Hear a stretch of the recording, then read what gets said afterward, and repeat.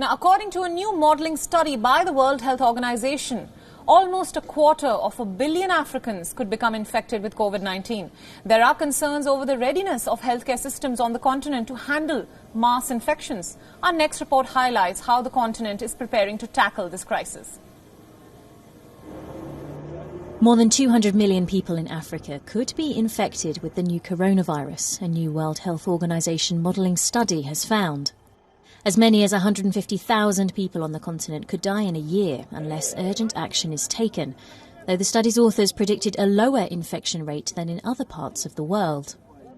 There's concern that countries' health systems won't be able to handle mass infections. Meanwhile, Burundi has expelled a World Health Organization team in the middle of the pandemic, days before presidential elections. The government gave the 4 officials a few days to leave the country without specifying the reason. An official told AFP that the health minister accuses the WHO of unacceptable interference.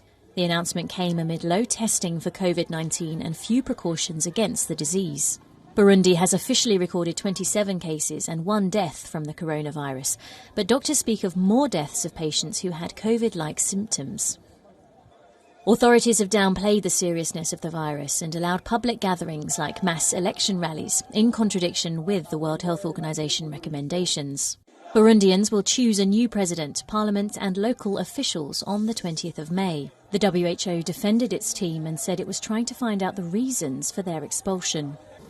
Truck drivers are one of the few groups of workers allowed to travel around East Africa to ferry essential goods across the region. But a high number of COVID-19 cases among the drivers has raised alarm that they may spread the virus along the way. Kenya has begun mass testing on its border with Uganda to spot infected truckers. It is good to test us truck drivers because we mix with a lot of people and meet various types of people along the way. Then I can comfortably say that we are able to test approximately 5,000 samples within a day, right here in Kemrialupe. A Ugandan wildlife sanctuary is appealing for funds as it only has enough money to feed its animals until June. We have had a shortfall of $400,000 as a result of the lockdown, which was basically supposed to come from the visitors. And since we closed down, that implied that that income is not coming in. No visitors have been to the Ugandan Wildlife Conservation Education Centre since it closed its doors in March. But the animals themselves have been thriving in the quiet, finding it much easier to breed. Meanwhile, Kenya cordoned off a suburb in the capital Nairobi, along with Mombasa's Old Town, to stem skyrocketing coronavirus figures. Both locations have recorded more than 60 cases each, out of a total of 582 nationwide. Similarly, as Angola tentatively reopens, one neighbourhood in Luanda remains isolated after several residents were diagnosed with COVID-19.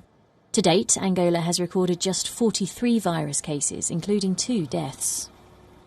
Young people have been part of innovation to tackle the virus.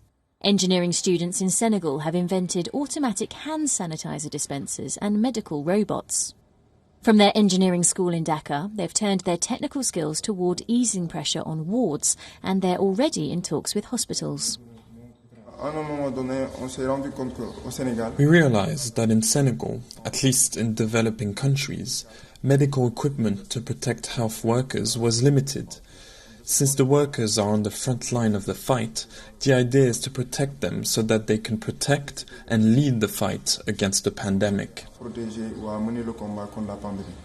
And an innovative 9-year-old boy from Western Kenya has designed a machine that allows people to wash their hands using a foot pedal, helping to avoid the spread of germs. Steve Wamakota has become a social media celebrity following his invention. On the first day I collected timber, nuts and nails, and on the second day I started making this machine. I continued on the third day, and on the fourth day my dad helped me finish it.